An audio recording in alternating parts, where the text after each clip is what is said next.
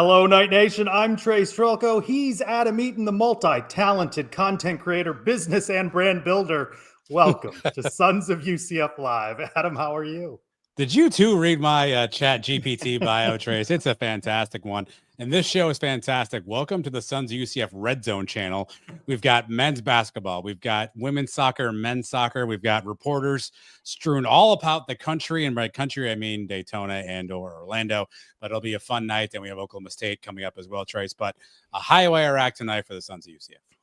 That it is. We'll also talk some UCF football, perhaps the least consequential thing in this next hour or so, with a lot of UCF sports going on, men and women's soccer in the NCAA tournament. But we begin with men's basketball. We've got a good one in Daytona Beach where our Suns team coverage begins with Nick Williams live at the Ocean Center. UCF and Pittsburgh battling in the Legends Classic. And Nick, this is a tight one at the half.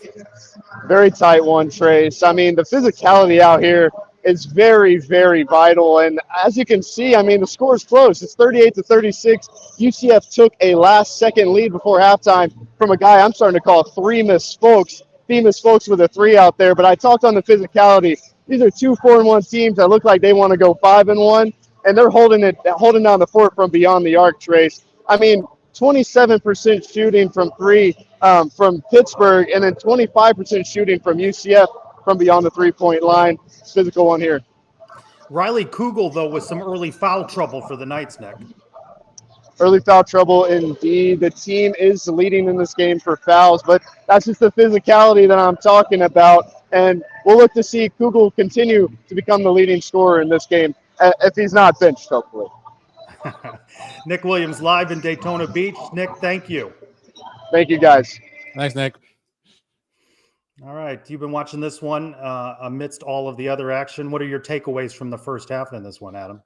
Yeah, a half of runs, right? UCF had a good run, had a good lead there, and then sort of let Pitt back in this game. Obviously, Pitt a couple of tough buckets at the hoop. UCF shooting okay. Nick's at 25%. I don't love 25%. That's going to have to get higher. I think if the Knights want to win, they've been a team that's obviously been shooting their way to victories the last couple of games, Texas A&M and Oakland. I think you're going to have to improve that three-point shooting. Riley Kugel is going to have to settle down, maybe get some time in the game.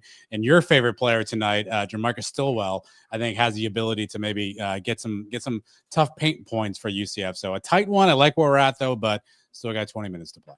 Last week, the Knights went to Texas A&M and beat that SEC team. They do not leave the state of Florida the rest of non-conference play, and we're a month or so away from the start of Big 12 play. Knights have an opportunity here, Adam, to go on quite a run in non-con play. I'll tell you what, Trace, this has been a fun season so far for this team. It's been a fun team. I know it's really tough every year. We don't know who's on the roster. We don't know what to expect of these guys, but it's been a fun team.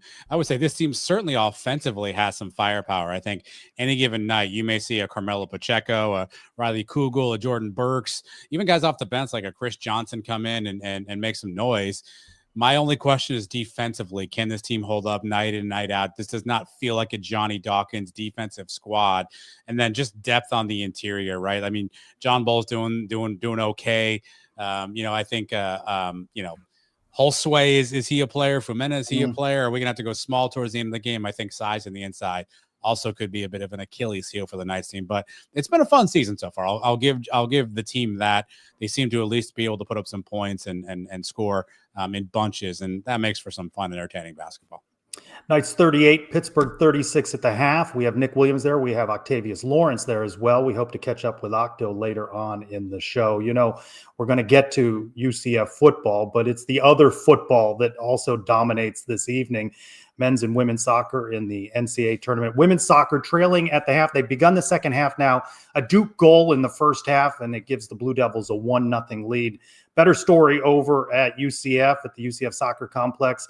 Men's soccer with a 2-0 halftime lead. Clarence Awador, his 7th goal of the season. That was at the 15-minute mark. And as well, Joey Muller, his 2nd goal of the season at the 25-minute mark. That's looking much more promising, Adam, for men's soccer.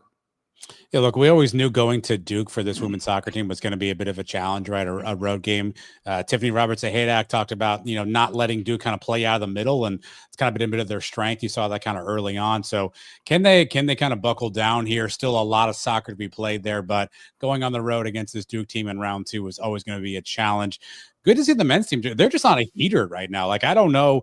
I know there's tactics, there's strategy, and sometimes there's just momentum. And it seems like the men's team right now is just riding a wave of momentum. You and Eric Lopez talked about around the Kingdom. They're down a couple goals. All of a sudden they come back out of nowhere. And the team has really just kind of propelled since then. So maybe there's a little mojo, a little magic with this men's team. And it continues tonight, obviously, at home against FAU. Sun Belt champions, right? Of course, that sport plays in the Sun Belt because the Big 12 does not offer men's soccer. As you mentioned, momentum big right now, and you can ride that wave and really, win it all in the NCAA tournament. But 2-0 is a dangerous lead in soccer, and the Knights have got to close this one out. Dos Cicero. Who would have thought, though, like, with the way this men's team started? I think we kind of maybe, I don't want to say wrote them off, but it was a rough start for this men's team. And we were talking a lot about the run the women's team had made early on. And here we are now. And the tables appear to have turned. The men's team has figured it out. And I'm not wearing a hat, but if it was, hats off to Coach Calabrese and that coaching staff for, again, finding the right buttons to push to get the team here on, hopefully on the brink of getting a second round berth here in the NCAA tournament. So we will check in with Samantha Sambutran later on in our show. She is at the UCF Soccer Complex, so we'll have more for you from there. So we've got things covered tonight from the Sons of UCF. That's what's nice when you have a dozen in the Sons intern army. They can dispatch all over Central Florida to cover sports. Nobody at Duke, though. Did we not? Could we just have kept Nick and Duke? You could have just stayed there for a couple of weeks, right? What was the budget to keep them there for a couple of weeks? Let's talk about that later. Let's shift gears and talk a little bit of football. Senior Day coming up. What more can you say about the defeat at Texas Tech? The Red Raiders 48, UCF 9. UCF now clinging here at 4-6 on the season. They need 2 wins, the final 2 games, hosting Oklahoma State on Senior Day, 4:00 at the Bounce House. You can't take anything away from it. Can you go 1-0 this week and keep some hope alive? Yeah, perspective is great. A couple of days removed from that contest, right? I mean, obviously, you saw a team in UCF that had just appeared overmatched from the start. Texas Tech comes out, gets a big lead. UCF really not ever able to recover. Offensively, this is not a team that can play from behind like that. And so it just kind of felt like that's how this game was going to go. But you can't do anything about that now. You flush that. You've got a 2-game season in front of you right now. Oklahoma State on Saturday at home. Can you win that one? And then maybe magic can happen. Maybe miracles can happen. You go to BYU and you play better ball, and you never know what happens. But it was clear UCF and Texas Tech certainly at different trajectories right now in college football. But nothing can be done about that at this point. So I think Scott Frost has said the Knights team, this is the season, Trace. The season all comes down to Saturday at home, senior night against Oklahoma State. Let's see what the Knights look like when they come out and take the field. Well, you said it, a 2-game season, really one game, the most important one on Saturday. That is our one big thing. And here's Andrew Cherico. One big thing. No other way to put it than UCF got simply outclassed by Texas Tech, and that's a game that they want to put behind them. But with just 2 games left to go on the season, the Knights need to win both to reach bowl game eligibility. But Coach Frost thinks it can be done. Hell yeah, we can. But, it's this week. It's just this week. When we put our head down and really prepped well and come out and played fast and hard, we've played well. And that's what I expect this week. UCF is going against a 1-9 Oklahoma State team that struggled to compete all season, so they need to take advantage of that matchup and make it just a win or go home against BYU. And also, the Knights need to play just a bit harder as well, because this is going to be some of the notable seniors' last game in the Bounce House. We're talking Paul Rubel, Miles Montgomery, Malachi Lawrence, and Nigel Lee Kelly, all players who have cemented a legacy at UCF and will look to leave it all on the field one last time on Saturday. And until next time, I'm Andrew Cherico for the Sons of UCF. Second half underway at the Ocean Center. Men's basketball leading 40-36 over Pittsburgh. And you heard Andrew mentioning Senior Day. I'd like to mention that kicker Noe Roelis, we only have him for one season, and we're going to be saying that a lot in the years to come. Only one season for someone. Lou Groza Award semifinalist.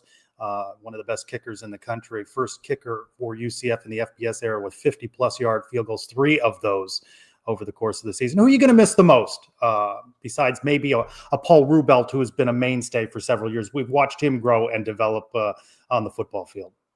Yeah, you know what, Trace? Malachi Lawrence is the Yeah. guy for me. I think he's a player who's been here obviously his 4 years. I think you've seen him grow and develop. Here's his career stats: 37 games right now. Obviously, he could play a 38th and 39th. 20 career sacks, 27 career tackles for loss. A guy who seems to make big plays here and there. Somebody that you can rely on. He's been kind of durable and dependable. I know he's been dinged up a little bit this year, but I think he's played every game right now. So Miles is going to get the headlines. Paul is going to get the headlines, the feature article of Matt Rochelle and the Orlando Sentinel today. But give me Malachi Lawrence as a guy that I'll certainly miss off this roster. You mentioned Paul and Miles, the first injury report of the week, and both of them are on it as questionable. Miles dealing with a shoulder injury sustained a couple of games ago, but Paul Rubelt also listed on that as questionable. Anything stand out to you in the injury report beyond that, which we already knew? Carter Miller, Keegan Smith remain out for the Knights, and it'll be Taven Jackson and Davi Belfort. That's your 1-2 at quarterback.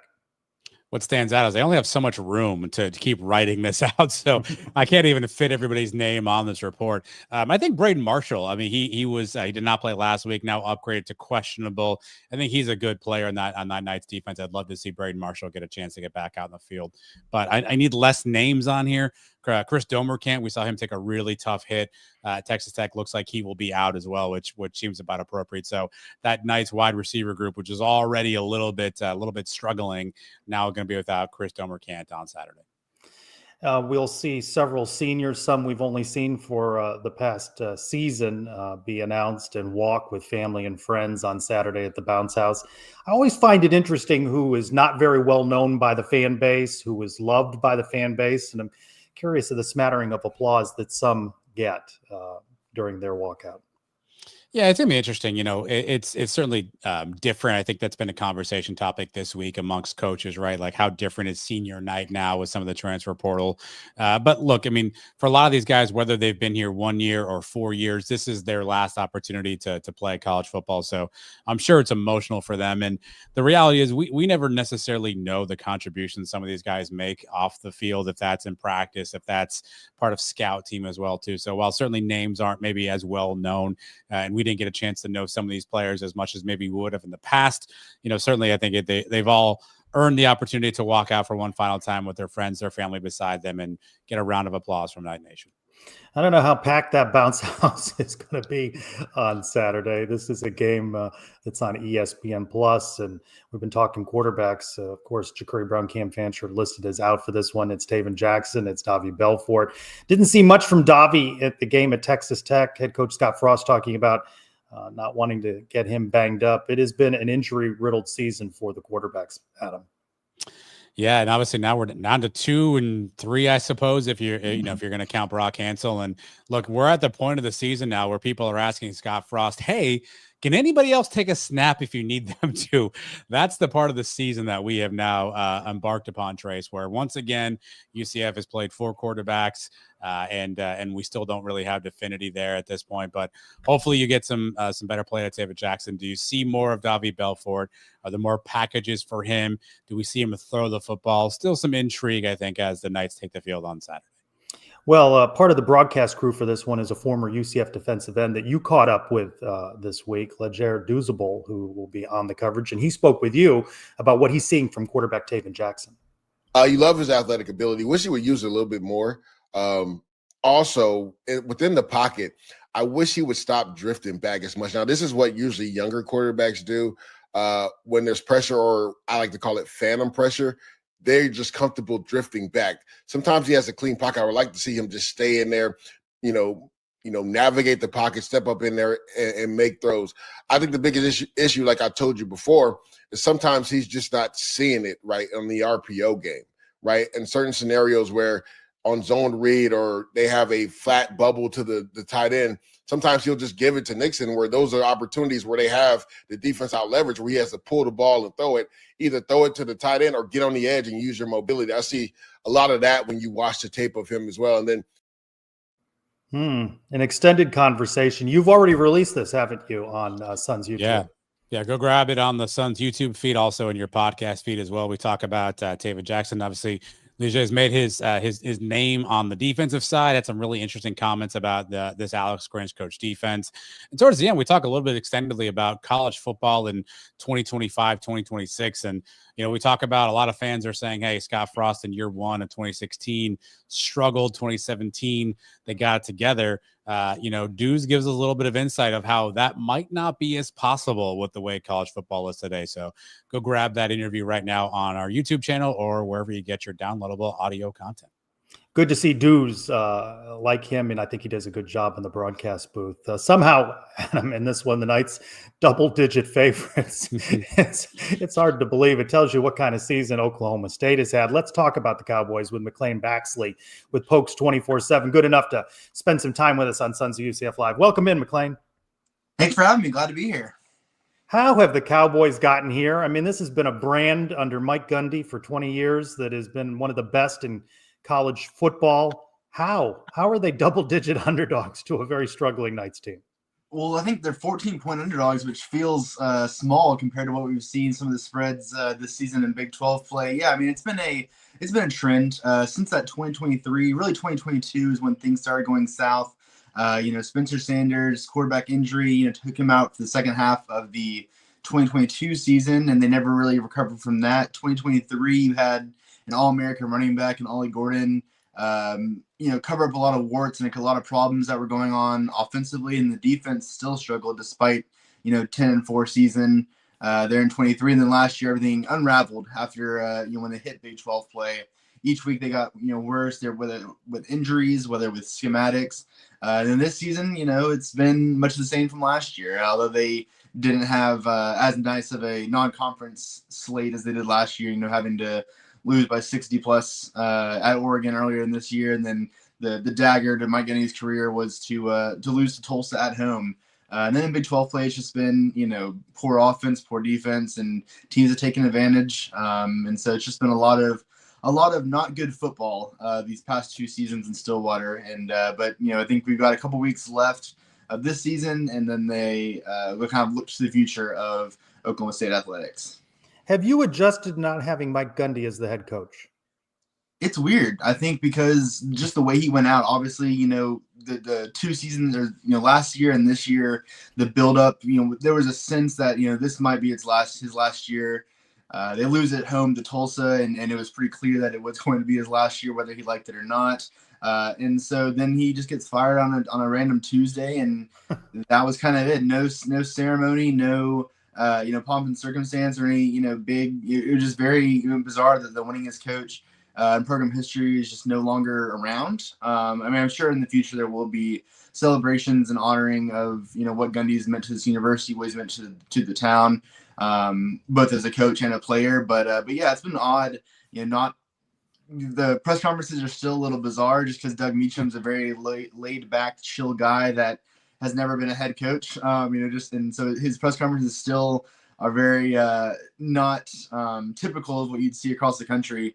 But Meacham has yet to pull his shirt up or have a crazy comment that's gone viral yet. So he's still got 2 weeks to do that, post game on Saturday next week, and then the post game after the season finale. But yeah, it's just, odd. A guy, like you said, has been here for, at the head coaching role for 21 years, been around the program for 40 plus years. And now he's just been vacant the past 2 months. But is Meacham the man? Is he a man? Is he 40-something years old? Per his Wikipedia, he is past that 40-year-old threshold. So I don't know if he can work that into his resume or work that into the repertoire in his speeches. McLean, I know it's impossible for you to know this answer, but your gut feeling while we're on Gundy, is he done coaching? Do you think we'll see Mike Gundy pop up someplace else here next year or sometime in the future?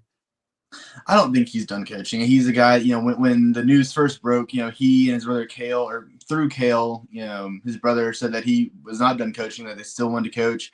I know he's been in some, hot boards and some conversations for different head coaching and coordinator and position coach gigs across the country.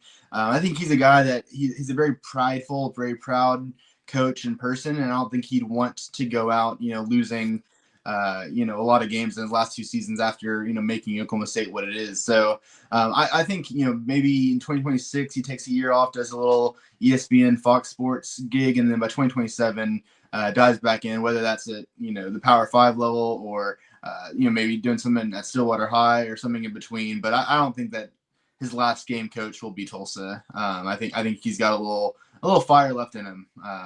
When that is, I'm not sure, but I don't think we've seen the end of Mike Gundy. Despite the obviously the challenging season, from what you can see from afar, it looks like fans are still coming out supporting this team. I think Oklahoma State maybe gets credit for the viral shirts off and flinging your shirt in the air kind of meme. It seems like the crowd is still behind them. What's kind of been the attitude around Oklahoma State football this year, despite again kind of a bottom year for this program? It seems like the fans and folks are still really supporting this team. It's been incredible to see. I mean, like you said, you obviously had the shirtless fans, and in recent weeks you've had the banana group. There's 20 or so guys that have dressed up in banana suits, and there's still so much passion for this program, for this university, for this athletics department. I mean, these fans are passionate. I mean, they went through a lot of losing in the 90s and early 2000s, before Les Miles took over, and then ultimately Mike Gundy taking over, and so there's a lot of passion for Oklahoma State Cowboys, and that doesn't change whether they're winning or losing or who's in charge. So it's been super impressive. You look at other programs across the Big 12, across the country that have better records, that are in contention for conference championships, et cetera. And they have, worse fan bases on a Saturday afternoon than a team that's, looking on track to go 1-11. So it's super impressive to see. And I think it's going to do well for them when they make a hire and rather than be like, let's get fans in the stadium, they've already got that box checked. And so when it comes to fundraising, when it comes to all that, off the field stuff to get a program back to where it needs to be, they won't have to, do as much there in that regards.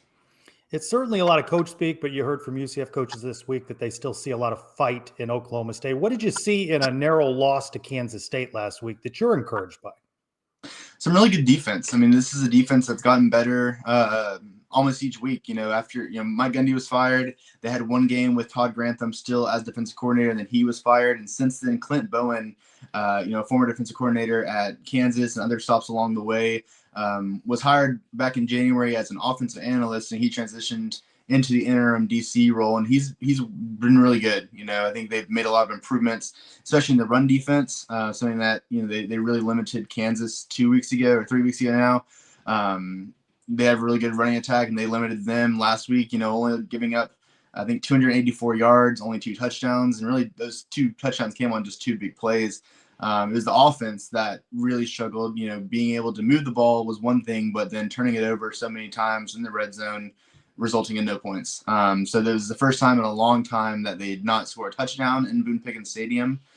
So I was impressed by the defense. I think they've continued to work hard. A lot of guys that this is going to be kind of their last season. A lot of seniors, and also a lot of guys that are still want to go out there and prove themselves, whether for the next coaching staff here or elsewhere. So I've been inspired by the defense these past couple of weeks, but the offense has left a little bit. Not a little bit. The offense has definitely struggled this season for sure. It sounds like you described UCF. So are we more likely to see 41-39 or 9-6 on Saturday in the Bounce House?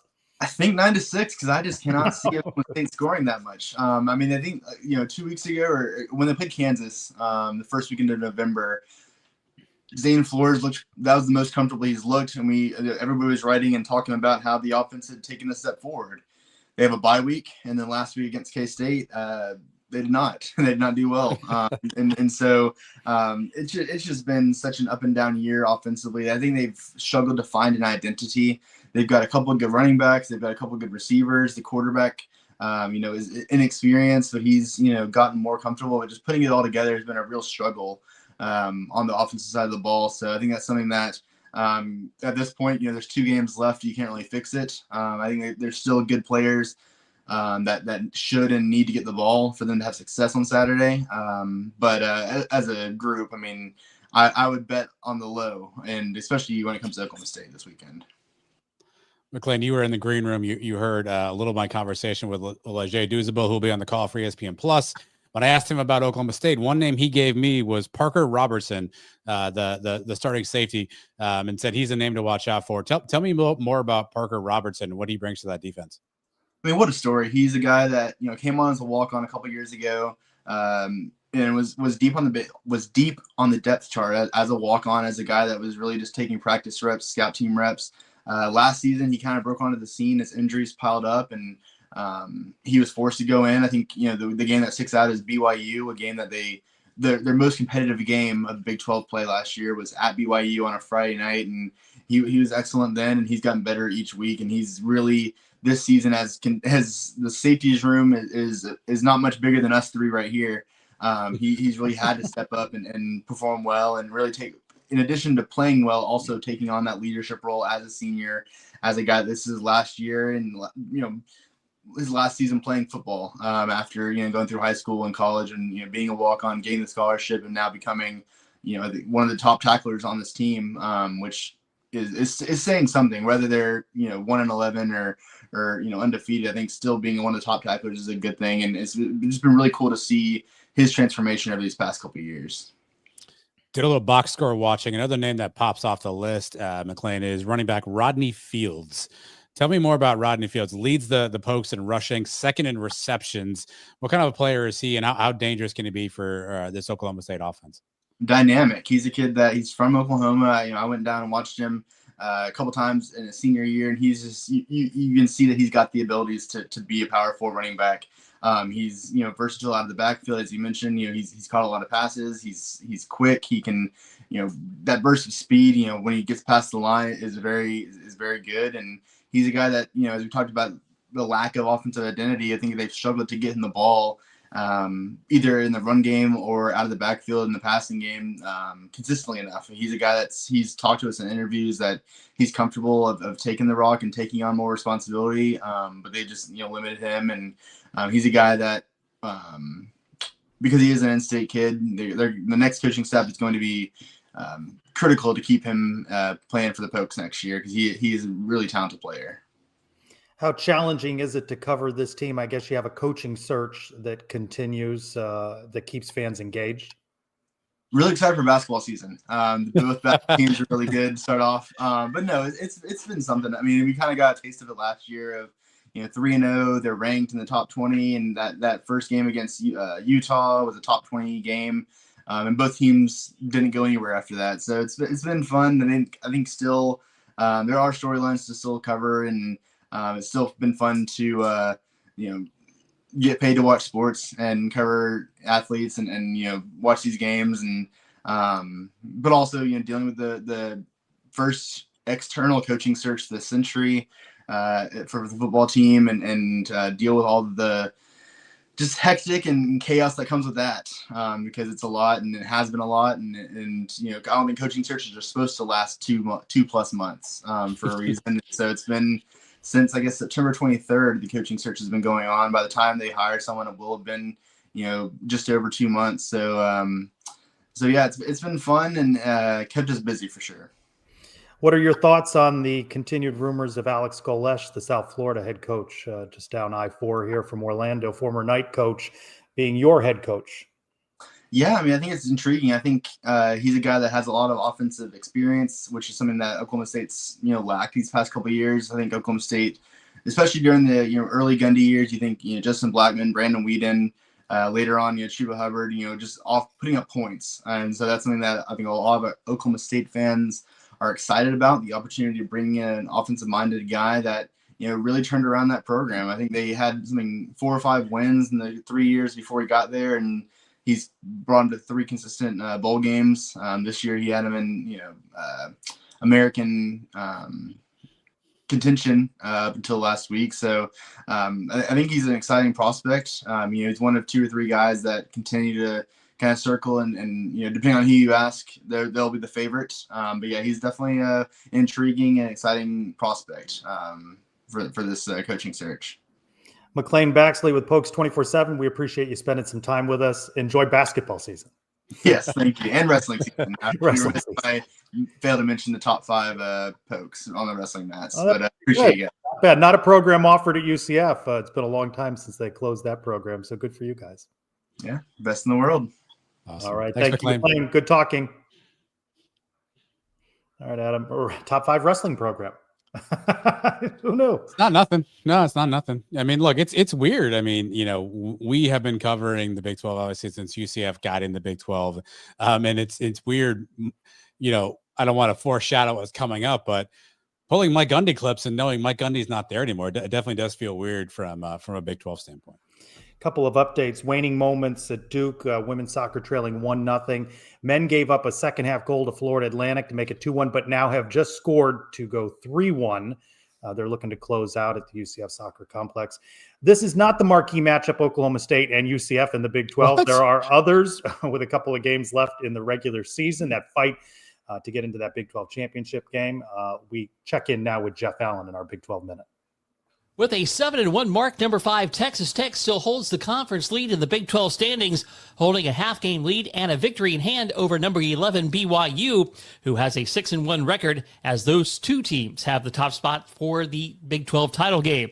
Lots of contention still on hand behind them, as 4 teams are tied for third with 5-3 records in Houston, surging Utah, Arizona State, and Cincinnati. Let's start with the Bearcats as they welcome BYU in the conference game of the day. That will kick off Saturday night at 8 o'clock on Fox. The rest of the schedule has Kansas battling Iowa State in the Little Noon kickoff on FS1. Baylor is at Arizona at 1 o'clock on TNT. Number 12 Utah entertains Kansas State at 4 o'clock on ESPN2. Also at 4 o'clock, Oklahoma State visiting UCF for Senior Day on ESPN+. TCU tackles number 23 Houston at 4 o'clock on Fox, and number 25 Arizona State is at Colorado at 8 o'clock on ESPN2. Texas Tech and West Virginia have the bye this week. With your Big 12 Minute, I'm Jeff Allen. The Big 12 Minute, Jeff Allen, we appreciate you. You're writing Also, again. Yeah. Also, Jeff Allen, a new episode of To Your Point That's correct. is also out this particular Thursday. Jeff with a ladies' night edition. So if go to the Sons YouTube, check that out. Interesting conversations with Jeff and the crew there. So thanks to all who participated in that. Emily, Jackie, Tiffany, and of course, Jeff Allen. Check that out right now with Sons of UCF YouTube. A motley crew indeed, to your point. That's nice. You're what? Don't call Jeff that. That's not nice. That's not a negative. You're writing again this week, back at writing, since you had me fill in for 1 week on the 365 Sports newsletter. Yeah, streams are down since you're no longer writing the article, Trace. But don't worry, because you can still read it if you want to. 365sports.video. Again, it's a part of the 365 Sports family. They want to continue a newsletter throughout the entirety of this season. Football, transition to basketball at some point as well. You'll get articles and updates from every team in the Big 12 in your inbox every Wednesday morning. So make sure you sign up now. Go to 365sports.video if you want to learn more about every team in the Big 12, including UCF, written by maybe one of us, maybe an intern. You never know. Again, 365sports.video. Well, when we checked in with Nick Williams at the Ocean Center, Knights only up 2 at the half, but they have gone on a run in the second half. And we join Octavius Lawrence, who is at the Legends Classic in Daytona Beach. Octavius, welcome into Suns Live. Knights have gone on a run here in the second half. Yeah, they've looked good. I mean, Riley Kugel and Michael Stillwell, they've been back-to-back. I think right now they're combined for 24 points. They didn't start off the best, but their three-point shooting has definitely improved as the half continued. That's something that Adam said that they needed to improve on their three-point shooting in the second half. What else have you liked here as the Knights have started the second half off strong? To be honest, I've loved the hustle. I mean, you can see everyone just getting in between lanes. We saw Jordan Burt arguing with Devin Cambridge about not putting enough effort in on defense. I mean, it's been a lot of hustle, a lot of tough fighting. You've seen it in the game. It's a chippy one, but it's been good for UCF in the second half. As I follow along on Score Tracker, Knights are up 8. We're about halfway to go. What do they have to do here to close this one out and get a win? They got to keep shooting well, and most importantly, they got to keep driving to the rack. I mean, inside they've been dominant all day. They're leading in rebounds by almost 15. It's ridiculous how dominant UCF has been at the glass today. They just have to keep getting to the glass, getting these second chance points, and they should be able to pull out a win. Octavius Lawrence live in Daytona Beach with his Sons of UCF live debut as well. Octavius, thank you. We'll look for your post-game report. Thank you so much. Have a great day. Thanks, Octo. Thank you, Octo. Knights looking to close this one out. Adam, you mentioned it at the half. They needed to shoot better from three, and they have done that in the second half. I'm excited. I saw Octo on TV while he was on that report. Listen, this is going to be a team that's going to live and die by their ability to shoot from the outside. I think you have some guys who can really light it up from the outside. If they can continue to get some consistency there, I think this can be a team that can compete, throughout the season. But Octo mentioned it. You've got to continue to play tough defense right now. Pitt's made a little bit of a run as I look over my TV here. So you've got to continue to find ways to lock down on defense. Maybe we can win shootouts, but I don't think that's a recipe for success throughout an entirety of a season. No, if you looked at what Arizona is doing in the Big 12, I know Jeff Allen will soon transition the Big 12 minute from football to basketball. The motley Arizona. Jeff Allen. He, also a brand builder, a content creator, much like yourself. Knights back Many home are saying. Tuesday, 7:00 when they host Quinnipiac. It's 57-47 now, 9:47 to go. So tipping point now, second half. Knights looking to close this one out. We may still be on when we get that final score. We talked about Mike Gundy. I'm still not used to him not being there, right? No, he was a good sport. We talked to him at Big 12 Media Days. It just seems like yesterday. At that point, if he wasn't the coach, right, you'd say, why run the bite? But the bite was just too good on his words of advice for Scott Frost and his return to UCF. I actually had to trim this down a little bit because there was a lot here. Here's a minute and a half of Mike Gundy gold. Scott's done very well. The last time he was at that place, they won about 15 games. That may be an exaggeration. 13, 14, they had a good year. Scott can probably handle that himself. I listened to him, visited with him a little bit in Orlando. One thing he did do is, when we were in Orlando at the meetings, when you have those functions, business meetings, they have like big desserts all over the place. And there was this huge cookie, like this big and like that thick, and had all the kind of frosting on it. And I know I do this. You see people like when they just like take part of it because they're like, I'm not going to eat all this. And he just took part of it and he ate it. Then he took the other part and he ate it. And by the time the meeting was over, he ate the whole cookie.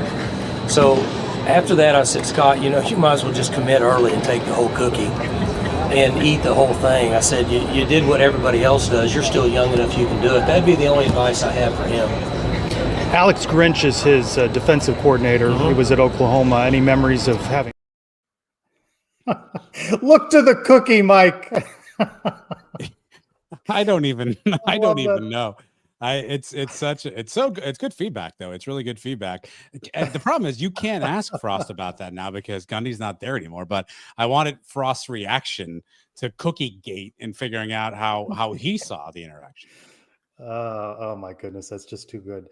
You spoke with Dews earlier. It was a double dip for you. You also caught up, as you do weekly, with Latavius Murray of Nights 24/7 with Latavius Murray, and he's talking about, despite NIL dollar disparity, UCF still needs to fight. I just hate to say, because their roster is more expensive than us, that it looks like that. You know what I'm saying? Like that's 9 points. And give up 40 something. It's just like, we're in the same conference too. You know what I mean? Like, it's not the WAC or something coming in to try to, disrespect to the WAC. Is the WAC still around? I need to check. I don't even know. So, okay, no idea. So, but yeah, anyway, so it's hard for me to sit back and kind of just say, yeah, they spend more money, so they're that much better than us. You know what I mean? A lot going on there. WAC's still around, by the way. WAC is still out there fighting. Full conversation. Where will you find it? Nice247.com, Trace, is a fantastic place. We go through a lot of stuff. And stick around for the end where Latavius Murray, as you saw, in a crowded coffee shop in Winter Park. And I asked Latavius, has anybody recognized you? Latavius tries to make a couple friends in the Winter Park coffee shop. So go to nights247.com. If that's not a tease for you to join nights247.com, There's nothing else. Robert, shut the site down. If that doesn't do it, I'm not sure what will. Boy, all kinds of content. You really have good days where you're doing these sorts of high-profile interviews. So that's listen. I texted you this earlier. I'm fascinated by concepts of life. I texted you earlier. Hey, my morning has consisted of talking to Leger Douzable and Latavius Murray. Not bad. Has anybody ever said that sentence ever in life? Am I the first person ever to say I spent my morning talking to Leger Douzable and Latavius Murray? I think I might be. I might put that on my Wikipedia page. That's why you're a talented executive producer and host, content creator, network builder. Keep going. Part of that network being built includes Around the Kingdom, Pegasus Podcast, and so many others. And here's a little snippet.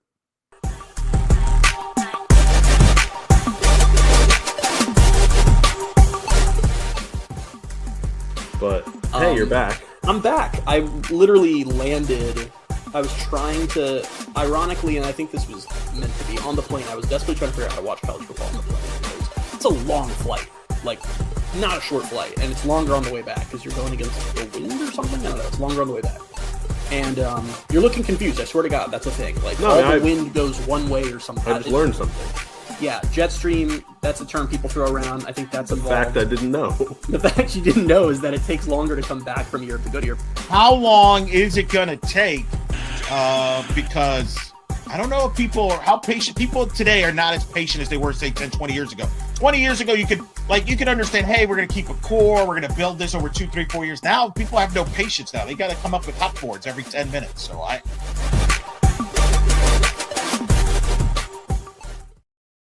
all that content and more on the Suns YouTube channel. We have a final from Duke. That first half goal for the Blue Devils holds up. They defeat women's soccer 1-0. The very good season for the ladies ends in a first round NCAA tournament loss at Duke. So a tough one for them. However, the men, about 20 minutes or so, looking to advance all season long. Samantha Sambutran has been covering the men's soccer program for the Sons of UCF. She's with, who's that? Eric Lopez and Samantha at the UCF soccer complex. Samantha, Elo, Knights with a lot of offense in this one. Samantha, what's going on? Hey, Trace. Hey, Adam. We're here at the UCF Soccer Complex, and the energy is definitely high. The Knights are leading FAU 3-1 right now. The crowd is ecstatic, and so are we. Eric, what are you seeing? What are you seeing in this match? Well, it's been about possessions. You know, Trace, you just mentioned women's soccer. They ran into problems. They never got possession in Durham. Watson had over 10 saves in that match just to keep them in it. That's not been the story here. UCF has doubled up FAU in shots. FAU came out strong, but UCF, Clarence Alwador with a goal in the first half. Joey Mueller with a goal, got him up 2-0. FAU responded with a goal in the 56th minute, but UCF quickly responded 2 minutes later. Joey Mueller with a beautiful touch pass to Lillian Ricole, who has just had an incredible year. Knights up 3-1 right now. They have really controlled the ball and have pushed the pressure on FAU. And a great crowd. Probably a record crowd for an NCAA tournament men's soccer match here at UCF, probably one of the largest in men's soccer. Now hoping that they could hold on here, Samantha. It's been a fun night so far. Should the Knights continue on and win this one, what happens next? Where would they go? Is there a chance they host or they go on the road? Does anyone know at that point? They will go on the road. They'll play at the National Seed Georgetown this weekend in the round of 32. The Hoyas just won the Big East tournament title. They're one of the best defensive teams in the country. So that will be the challenge for UCF if they get past FAU. But Coach Calabrese and this team, the way they've been playing since the Sun Belt Championship, I don't think they care. As they try to shoot for a third Sweet 16 appearance since 2019. And they nearly just scored again. We got live action here, everybody. I've had like 5 people ask me, where are you, Trace? Where are you? They're like, give up your Orlando City ticket. I'm with you and Samantha right here. Samantha, what is it that you want to ask Coach Calabrese in the post game about this one? Honestly, there's been a lot of energy on the field. I'm dying to know if that played in from the Sun Belt, if we're keeping that energy, how the guys are feeling going to this. It's the first round. I'm sure excitement's up for me. So I know it probably is for them. Samantha Sambutra and Eric Lopez live at the UCF Soccer Complex. Knights looking to close this one out and advance in the NCAA tournament. Thank you. Enjoy the rest of this one. Thank you. Enjoy, boys. All right. You know what we've done, Adam? I don't know what we've done. We've pulled off every live shot successfully. There's no more left on the sheet there. Again, the Sons of UCF Red Zone channel here tonight. We've got you. We've got soccer. We've got basketball. We've got multiple people coming in and out. Basketball looks like they're still continuing to win. Obviously, women's soccer losing, men's soccer. We could go 2-1 tonight, Trace. Can we go 2-1? You take it. Again, recapping men's soccer, Clarence Aguador with a goal, his 7th of the season, 15 minutes in. Joey Mueller with his 2nd goal of the season. And now in the second half, it's Lillian Ricole, his 13th goal of the season. And as you heard from Eric Lopez, they would advance to play Georgetown. And as Samantha said, that Sunbelt run, there's some magic there, right? They've got the magic. They've got the momentum going for them. And it'd be a good night for men's basketball too, right? To defeat Pittsburgh in a neutral site game. That would be a quality win. And coming off of that very good win, come from behind win at Texas A&M, men's basketball looking strong to start the season. Well, that's why sports are great, Trace, because sometimes you have a team that kind of comes out of nowhere, just puts it all together. And it seems like that's where men's soccer is right now, right? Like baseball, sometimes you ride the hot pitching staff or you ride a hitter that's hot. It just seems like there's something right now clicking with that men's soccer team. And again, UCF basketball right now continues to look like they have a lead here. Looking like Pittsburgh missed a shot, but a foul on Chris Parker. That's not good, but they're holding firm here with at least a double-digit lead, if my math is correct right now, for the Knights basketball team. Well, let's talk about a couple of other sports on campus. Volleyball got swept by Iowa State. Kathleen Moore was there and has a report that will be on the Suns YouTube channel. They hit the road to Kansas State next Wednesday. Really got to win out. That's going to be hard on the road at Kansas State, 7-9 now in the Big 12, but pretty good first season for Matt Botsford, the new head coach. Women's basketball 2-1 following a 79-61 win over FIU. They're against Florida A&M on Friday at 7, and then South Carolina State on Monday. So women's basketball off to the 2-1 start. And it is that time of the show. So it's a mailbag. So what? So what?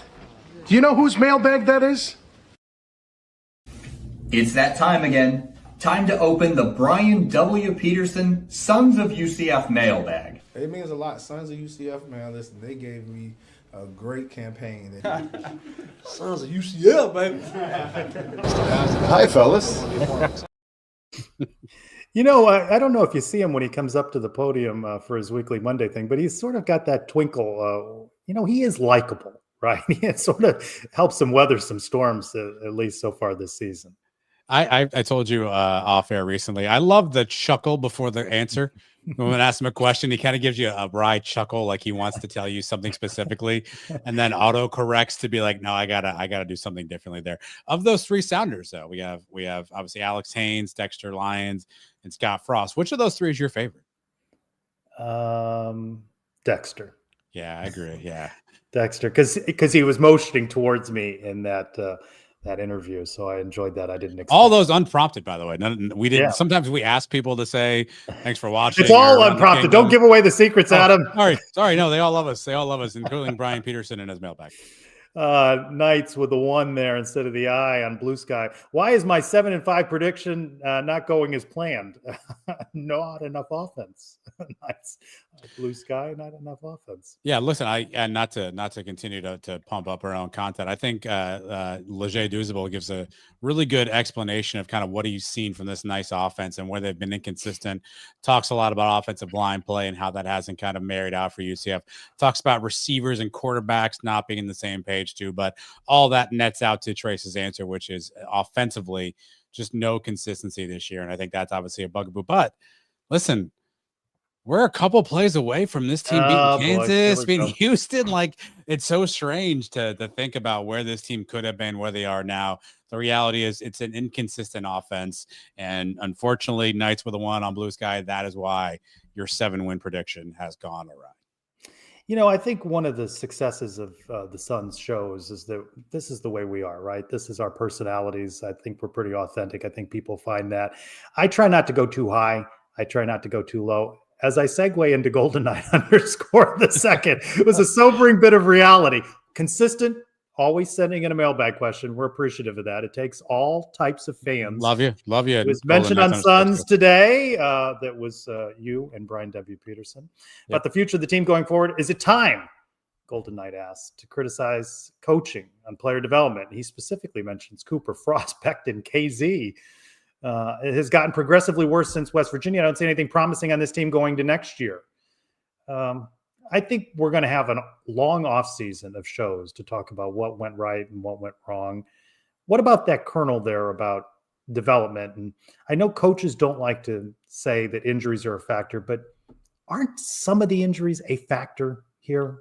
I mean, if they had the healthy quarterbacks, I think they get that win that makes them bowl eligible somewhere. Houston, I'm not trying to make excuses, but I just think it is a factor. But what about his point on development? Are we seeing regression on Taven's part, maybe? Look, there are excuses and there's reasons, right? And I think certainly the health of this team has not been a strength as the season's progressed on. And if you are an offensive coach, certainly you're going to have to wear the stench of what this offense was in 2025. But I'm not willing to say at this point that we've got the wrong coaching staff. If you want to criticize and you want to think about ways that you can ask this staff to improve, I don't know that I go to development as much as I go to player selection in the portal. Did we really have the right strategy for guys we want to get in? I know a lot of the coaches were coming in late in the cycle. You kind of get who's available at this point in time. I'm not willing to ding them just yet on player development. Certainly, you would have loved to have seen somebody step up and somebody be a name that you said to yourself, I can't wait to see UCF build around that person. I don't know that we have that name right now, but I think it's fair if you want to start asking, what was the evaluation process in the portal? What were you looking for? What kind of called you to bring some of these players in here? I think that's a fair criticism right now, but I'm not quite ready yet to go to the offensive staff has to go or they didn't develop guys. I think they at least earned a season, one more season to kind of figure out if we think they're developers of talent. Coach Cooper and Coach Frost are friends. You're looking to, I'm not sure scapegoat is the right word, but if you're talking about some coaching changes, Coach Frost has been very loyal, maybe to his detriment. It's possible in the past on loyalty to coaches. It'll be interesting to see what moves. Some guys may just move on to other opportunities, right, that may come their way. Be interesting to see what he does with his coaching staff. UCF Knights win. Who are 2 guys on offense, 2 on defense? You feel we must retain building blocks for next year. How about me? I'll throw one out. Wade and Charles is one I'd like to see it be a part of the mix. And I think it's going to be interesting to see how the dollars are distributed, who they put their money on, who they want to keep. I don't know that we'll see that. On offense, 2 names that I have Dylan Wade, a tight end, who's got one more year left. I think he's been kind of the most consistent receiver that we've had in offense. I put Tavian Swint as well. I mean, he's a local kid. Yeah. We didn't see him play this year. We're losing both Miles and Jaden next year. Someone has to kind of tote the rock running back wise. I'd love to see if we can have an opportunity to see Tavian Swint in a Knight uniform and what he looks like defensively. I think Lewis Carter is a guy that he flies all over the field. He's got a couple of years of eligibility left. I'd love to keep him. And then Jaden Bellamy, a cornerback. He's rated one of the top cornerbacks. A quiet year, I think, for Jaden Bellamy. Don't you think? But that's cornerbacks, though, right? Like if you're not saying their name a lot, that probably means they're good, right? Because no one's throwing on them. So if we can keep Lewis Carter, Jaden Bellamy, Dylan Wade, and Tavian Swint, I think that's at least a good start into thinking about the 2026 roster. Braden Marshall?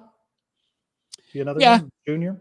Yeah, I'd like to keep him too. But I mean, I'd only Knights win only let me pick 2. So I went Lewis Carter and Jaden Bellamy. Well, let me ask you this, General Manager Eaton. Taven Jackson. Yes. Keeping him? Thanks for your service.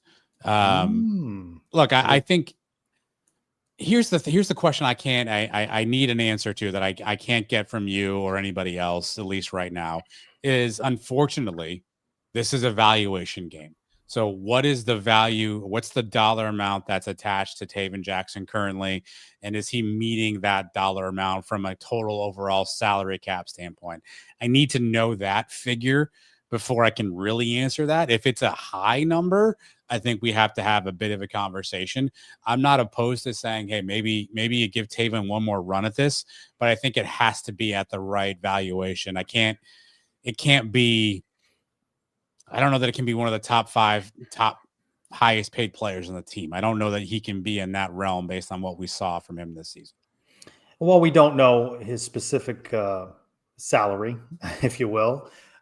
You wonder about the return on investment that the Knights administration must feel they have with him right now. At Brian W. Peterson, the aforementioned. Sorry, let's cut you. You also assume. I think this is a two-way street, right? You assume Taven wants to come back, right? Well, so yeah. I think you have to have that conversation as well. Is this offense the right fit for him as well? Is this showcase his skill set? I think that has to be kind of a two-way conversation. Brian W. Peterson, considering the rev share limit of $20.5 million, how much would you allocate to sign a quarterback? Now, that's not 20.5, right, for football. That's 20.5, of which 85% is football. Published reports, right? Was it ESPN or CBS Sports? I don't remember who did the article. Olsen, right, who said that a good quarterback is in the $1 million to $1.5 million range, of which we do not believe Taven Jackson is in that range. 70-58, Knights looking to close it out over Pittsburgh. How much would you allocate to the quarterback? I mean, I still think you got to build the lines. We were asked, why are they losing these games on the road, right? We talked about it on Around the Kingdom. They just have not had the line play. Boy, you look at rebuilding the offense, though, you could spend a lot of money and bringing in wide receivers and O-line, and you're going to need running backs. You're going to have to find this right mix of high school kids that you can develop. That's where I think we were mentioned Tavion Swin, Stacey Gage. I'd like to see what those two guys could do. I think they'd have gotten some carries if they had not gotten injured this season, right? Because I think that was part of the plan. They wanted to see what those guys could do. How much do you put for the quarterback? Here's the way I want to answer that. I don't want to dodge the question. I don't want to say, hey, I'm going to spend $1 million round number on a quarterback. But if you tell me that there's a quarterback out there that you think fits the system, I'm comfortable saying, what does that quarterback want to come to UCF? I think if you just say, hey, I've got $1 million check, who wants it? I think you're putting yourself in a bad spot. So I think UCF has to go out and figure out what are the skill sets, what are the attributes, what are the tools and intangibles that we want in a quarterback? Is that player out there on the market? And what does that player want? If you're asking me that question, and what's my ceiling, Trace? I mean, I think $1.5 million is kind of where people are these days in terms of getting a good quarterback, which seems astronomical. It seems like a lot of money. But if you say to yourself, hey, I need these 5 tools, and this player has these 5 tools, I'm willing to go there. But I don't want to just to throw a $1 million check and go, who wants this? Anybody? Can you throw a football? There's an interesting conversation to be had of what if you bolster the offensive line? Mm-hmm. You let Taven run it back. You've got a couple of freshmen coming in that you like a lot. Maybe there's somebody in the portable that's more of a serviceable money ball type of player. I think that's an interesting argument to make as well. But I just don't want UCF to go, our budget's $1.5 million. We're giving it to anybody who wants it. Go find the player that you think meets your criteria. And if you find that person, then I'm okay being aggressive going to get that guy. 9 minutes left. Men's soccer, Florida Atlantic has scored to cut it to 3-2. Oh, what are we doing? Pressure on the Knights. 72-60 men's basketball.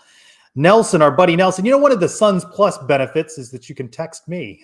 Nelson is an original I was gonna say, Sons Plus member. Would you defer the football budget, other than necessities, for 1 year in order to make either of the soccer teams into national powers? It's sort of like the discussion, was it Around the Kingdom overtime, where you were saying, do you want a scoreboard or do you want a lineman? Could you hold a little money back on football, let them go 5-7, but you could maybe win a national championship in the soccer? No, nobody in the fan base except Nelson, Eric Edwards, Elo would make this choice. But I'll tell you what, though, I do think, though, that if we spend a little bit more money on softball, men's, women's tennis, the soccers, I think you could have a chance in those sports. Yeah, I love where your head's at on that. I just think, obviously, football draws more eyeballs, but football also brings in more dollars to the university. And I think it's tough to give away potential opportunities to bring more revenue back. So I love where your head's at. I don't know that I can co-sign that. Now, wrestling, if we want to bring that back, maybe.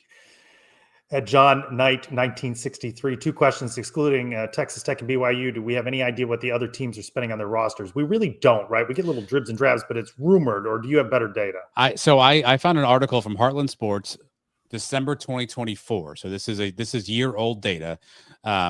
Iowa State spent $7.5 million. Kansas spent $7.4 million. Utah spent $7.2 million. UCF $3.3 million. Now this is December of 2024. So before all this rev share stuff, before the rev share stuff, before that window of time to front load contracts really exploded. But at least I'm sure directionally that's probably accurate in terms of who's investing where. The numbers may be different and maybe somebody leapfrog somebody, but I think those are kind of directionally where the schools are at. Yeah, and I'm getting to a point, I got to be honest with you, that talking about resources and revenue, I'm getting exhausted by it, but there's no way to not discuss it because I think the expectations on the part of some in this fan base, you know how we do this? Do you want a scoreboard or you want alignment? You start talking about how to spend money, the fan base, they want championships and men's and women's soccer, and they want to see men's basketball competitive. They've spent a lot more than $20.5 million in order to do all these things. When you look at where UCF is believed to rank in coaching salaries, we talked about facilities. Their facilities are not up to par, and maybe some of this money starts to come in, but UCF sure has a long way to go. That UCF Knights win. Did we not have a question from UCF Knights win? Yeah, we had a question from UCF Knights win. National Signing Day is fast approaching. Nothing but crickets on the UCF front. Do you kind of miss all the Sandhill Cranes booms and player flips in the Gus era? You know what? It's funny. Is people see Sandhill Cranes all the time. Nobody says a word about them anymore. If we turned on the bird. I don't miss the Sandhill Crane. I typically write my answers down for these. I don't have any opinion one way or the other. I usually write my answers down for this, Grace, and I wrote down here, I miss winning. Take your Sandhill Cranes, take your booms, take whatever you need. I miss winning. Whatever needs to happen to get me winning again, I'm happy with that. So I punted this question to last week. I was hoping for some more up-to-date information. This is Dolphin 416. How many of our recruits for next year are set to enroll early? I messaged Andrew Cherico, who is writing for Knights 24/7, and he said, nothing new at this moment. He says, Dante Carr signing early. He's got an article out, a video interview coming in a week. He says 35 recruits going to the final home game. And if they're in the stands, you might get to meet them because they'll have their own sections. That'll be 35 of the 70 people there on Saturday. Look, I think that the norm now is for most kids to want to enroll early. I think that's what most programs and coaching staffs want. Yeah. So I assume that they're going to try to press for all that stuff. I think there are positions that are more relevant to do that. I think quarterback's one of them. And so if Dante Carr, again, assuming he signs, Kane Archer, assuming he signs, and again, I don't want to assume anything at this point because until ink is on paper, I'm not counting them as Knights at this point. But I think if you can get some of those guys in early, I think that helps your offense kind of build throughout the spring. Nobody has said this. I'll say it right here that I've heard. Not going to a bowl would actually free them up to do some things. Them being coaches? Yeah. Right. Well, I mean, signing day will secure bowl practices. They get to study the portal. What do we really gain from the 15 extra practices? Guys that aren't even going to be on the roster. It's not. And this year specifically, it's a bit of a pride thing, isn't it? And this year specifically, it's not a bad argument. Signing day will come and go pretty quickly, but then now don't forget, we only get one portal window now. So you've got a short, whatever that is, 10, 14 day window to make decisions about players. So if you're telling me as opposed to practicing for the Cheribundi Boca Bowl that we've got. Are they still the sponsor? No, I actually saw Miguel, could you check? No, Miguel, don't need to. Baked beans. It's like the Bush's Baked Beans Bowl. I'm not joking. I'm not making this up. That's that I believe is the new bowl. I'd rather them. Knights are going to win against Pittsburgh, 77-67. Go Knights on that one. I'd rather them in the office, crunching tape and finding the next crop of Knights in the portal. Hoops McKnight, NCAA men's basketball signing day. He said, I thought we had 2 high school commits. UCF's announced one person, Oak Ridge High School's Donovan Williams. I've not seen them with another announcement of a high school talent. I checked this. The Knights 247 site has Donovan Williams listed as signed and Christian Gibson listed as committed. I know Andrew Cherico has an interview with Christian Gibson that's on Knights 247. He actually has a video that he's going to allow us to post on the Suns YouTube channel coming up soon as well. So those are the only 2 listed right now for Knights 247 in terms of high school kids. Only one signed right now for UCF basketball. You mentioned it, men's basketball with a 77-67 win. We do this little thing. It's Adam, Eric Lopez, Nick Williams, Andrew Cherico, myself, the game within the game. We each pick a player. Yeah, I had Stillwell tonight. He finished with 12. Kugel with 18. Folks with 18. Nobody had Folks. No. Who did somebody take Folks? I don't think so. I think we had a Pacheco in there. Elo may have taken Folks. Did Elo really? Where's that at? Where's that text message thread? Elo with Folks. Son of a. Hmm. Well, how did Burks do? Because I had Burks. Burks with 9. God bless it. Burks with 9. So 18 Folks, 18 Kugel, 12 Stillwell, 9 Burks.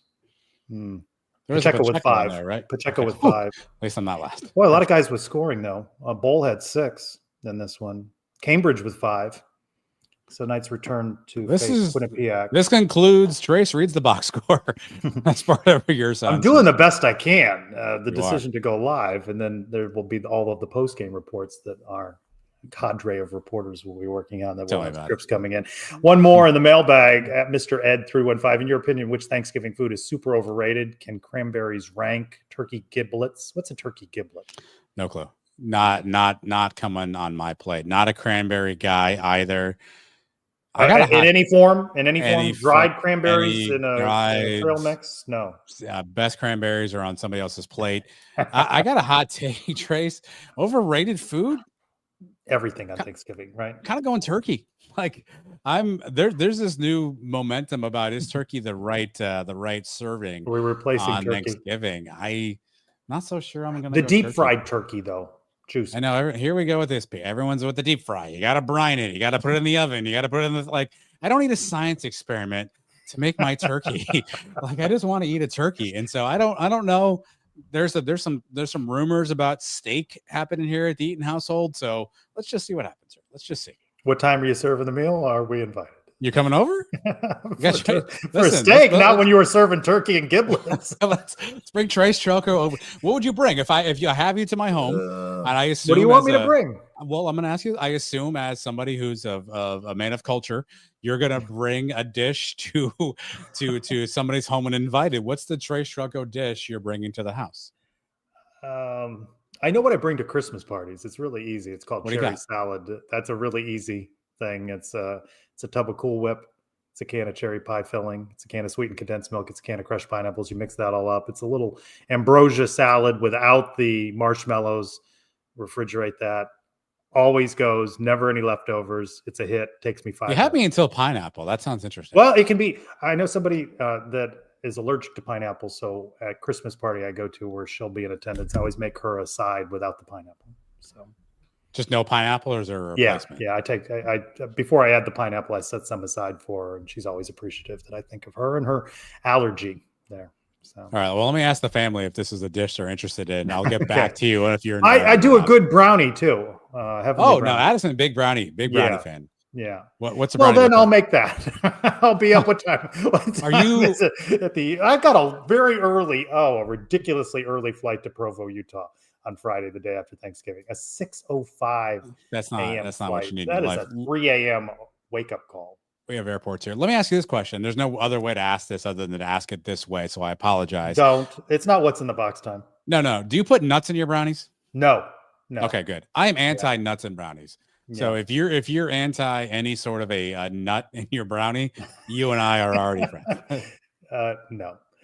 Thank you, everybody, for your mailbag questions. We appreciate it. All right. It is that time for What's in the Box. 4 minutes to go. Knights leading Florida Atlantic 3-2. The women are already knocked out 1-0 at Duke. Men's basketball with a 77-67 win over Pittsburgh. And it's my turn to ask the question. And if you want to celebrate any of that, go to Alumni Hall right now, 4100 North Alafaya Trail. Get yourself some UCF gear. Christmas is coming up. That Knight fan in your life probably wants a gift. Go ahead and find something. If you want to get something to the Suns, I'll give you an address. Give me an XL if you need to there.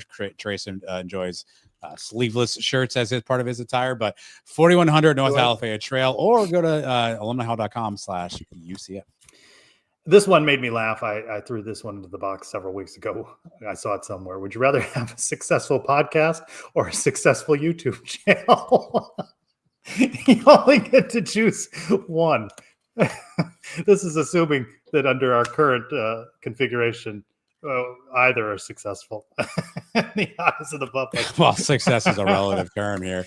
Man, it's our YouTube channel has grown exponentially over the past year, and we're very, very happy, very proud, very appreciative of that. I think the YouTube, only because it's where things are going. If you're just listening to this, It's not as funny as watching Trace and I have to make some of these faces back and forth when I ask him if he puts in nuts and brownies. I didn't know where and we were going. The sheer panic that washed over his face. You're not going to pick that up on audio. So give me the YouTube channel. All right, here's the real question of the week. Would you rather have 7 fingers on each hand or 7 toes on each foot? Wow. Wasn't there a baseball pitcher, Antonio Alfonseca, that had like 6 fingers on a hand? I think he had like I think I saw emptiness. Emptiness in the chat earlier. I'm positive Antonio Alfonseca had another finger. Would that make you a better person in any way? It's 7, by the way. It's not 6. It's 7. You can at least hide on each hand or foot. You can at 7 least toes. hide your feet with socks and shoes. The hands, you have to explain to everybody. So unless someone can give me a tactical reason why having 4 additional fingers would help my life in any so you don't way, you're just counting the thumb automatically. So this is not a 5+2 situation. I don't know what I'm counting here. If there's any reason why having them on the upper appendages here would be better, I'm open to hearing it, but I'm thinking the feet is where I'm at. The freak show, you have greater capacity at the freak show with the 7 fingers. If you assume I want the 7 toes in the shoe, you assume I want the freak show that's capacity. You assume that's what I'm seeking. Oh in my life. goodness, that was a shot on goal that just hit the crossbar for Florida Atlantic with 2 minutes to go. This is tense. If you're listening back to the replay, Should we just stay here until this is over? I mean, we're not going anywhere just yet. Let's just keep it locked here. Everyone enjoy your televisions. What do you? So doing, you voted for 7 toes because you would just hide the extra toes. Yeah. Well, if what I'm looking for is the opportunity to have a freak show situation, I'll take my shoes off. Here you go. But I can also hide them if I need to. I think you have not more answered things you can do with 7 fingers. I'm open. What do you got? Well, I just don't see any benefit to having 7 toes. I mean, you're talking What's about one thing that have you ever said to yourself, man, if I only had more fingers? Well, no, but I haven't asked about that toes happen? either. But somehow it was in the What's in the Box, sponsored by Alumni Hall. 4100 North Alabama Trail, by the way. If you want to get out there, Christmas season's coming up. If you want to get as a gift, again, Trace, Suns out, guns out, typically how he operates these days. Do you own any sleeveless shirts? I Tank tops, probably anything? do. Yeah, probably. There's something in a drawer somewhere. Probably. Like you don't know? I probably do. I don't know. How many UCF shirts do you think you own? I don't even wear them anymore. I wear all these Suns polos everywhere. I apologize for giving you quality gear. They are quality for the most part. Okay. You've had several different brands, but for the most part, they are quality. What do you mean, most part? Well, some are a little less quality. That's fair. Listen, I mean, sometimes what's this one? This one's a quality. That's a Nike. That's a Nike. Yeah, that's a Nike. Is there a Callaway one? This is the Callaway. I have the Callaway one. Yeah, the Callaway one is nice. Yeah, I've got one of those. That one's nice. That's a great one. FAU with okay. What's your favorite memory of this show? It's still Mike Gundy. Of this particular show, Mike Gundy. I mean, Mike Gundy. And even next week's show is also still Mike Gundy. What's our plan for next week? Holiday coming up, everybody. Is on Thursday. It is a Thursday. We will not interrupt your holiday time with your friends and family while Trace and I eat whatever cherry pie he was talking about. So probably a Suns Today offering at some point during the week. Around the Kingdom, we've agreed we will have an episode next week of Around the Kingdom. I don't know if Bailey and Christian are doing Pegasus podcast, but I'm going to sign up for it right now. So you'll get a Pegasus podcast sometime next week, and then we'll do a Suns Today. Probably dropping on Wednesday. Final UCF wins 3-2 over FAU. And so we are good there. So probably Suns Today sometime on Wednesday. All right. We have a plan. Early morning flight. And it's not direct either. I think I go to Chicago, which is fraught. You been to Utah? Never. Actually, never been to Utah. Yeah. I changed planes one time in Salt Lake City, but I don't count it as a state that I've ever done anything. I'm not coming back until Monday. So I'm going to do a little exploring. I got to spend a little time on Sunday mapping out what I'm going to do. What's what's on the list? What's on the I don't know. I haven't looked yet. Okay. No, I haven't looked yet. I'm going to spend a little bit of time and try and figure out what I'm going to do. So I want to see it. It's kind of cold. I'm not a big cold guy. It's like in the 40s right now, but it's beautiful. So I'm just looking forward to, getting away from it all. Well, listen, hopefully you can get away from whatever happens to the Knights that particular Saturday. We don't have game time yet. That's still undecided because they're on a 6-day hold. So don't know what time that BYU kickoff is just yet. I think, though, to have the best BYU experience, it should be to experience a night game. To enhance UCF's chances of winning, it should be an early game. My guess is it ends up something in the afternoon, but we will see. Soccer's Eric Lopez told us because there's already an ESPN game in that 10:15 Eastern window. Maybe unlikely you get UCF BYU in that window. So you may be afternoon in Provo. Well, it helps us from a content perspective. We can turn things around. Is it 2 or 3 hours? Do you know? What's Utah behind? Is it Mountain Time? I think it's Mountain. Give me two. I have no idea though. Okay. We pulled this show off. I want to thank Nick Williams and Octavius Lawrence, Samantha Sambutra, and Eric Lopez joining her. A whole cast of people, Miguel behind the scenes, and we did a good job on this one. I want to thank everybody. We forgot though. So hold on a second, really quickly. Yeah. So Trace, the way that we work around here is Trace often just emails or messages me with ideas and things he wants to do. He sends me an email about something that he says he wants to do. Oh, and I did it, and he did not call it I forgot the entire show. And so because I clipped this, you didn't message me. We didn't talk about it. I'm sorry. Because I clipped this, I have to now play it, and I'll do so without any context, just because I think it's funny. We're just not going to discuss it with any context. You can define the context afterwards. One step for every dollar you missed the prize. Bye. Well, the context was that Scott Frost says they're climbing up the mountain. I'm trying to. It reminded me of the old Price is Right game. I think it's still a game on that show. But, One step for every dollar you missed the prize. Bye. There we go. Resembles Taven Jackson at times. the late great Bob Barker. Where do you think they are on the mountain? That was the topic. If we needed some filler and a live shot crashed. How many rungs on the mountain do I get? What's my max cap here? You know what that game is, though? You try to guess the price. I do. If you're off $10 and they move you up 10 spots, and then the guy just falls off the mountain. For our generation, Trace, The Price is Right is a goated show for the skipping school activity. Yes. You didn't go to school that day. You weren't feeling well. The Price is Right got you through life. Whatever the can of beans cost, you were all in on all those things. A new car. It was fantastic. Look, I think there's still a lot of mountain to be climbed here for the Knights. Quarter of the way there? Third of the way there? Quarter seems excessive. 10th. Quarter seems excessive. I thought you were going to say a third seems excessive. 10th of the way.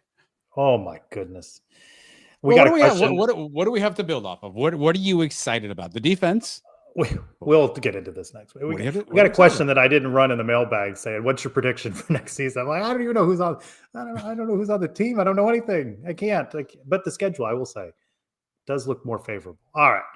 For content creator extraordinaire, co-founder of the Sons of UCF, producer, interviewer, all-around small guy. Serving up Thanksgiving at Eaton Manor. What time? 2 o'clock? You an early afternoon guy? Sherry, whatever that thing is called. Salad. For Adam Eaton, I'm Trace Strelko. Go Knights! Charge on. I'm Miles Montgomery from Jacksonville, Florida. I play running back. Thank you for watching the Sons of UCF. Stand-up guy. Going to miss Miles. I will miss Miles. Good luck to Miles and all that he does.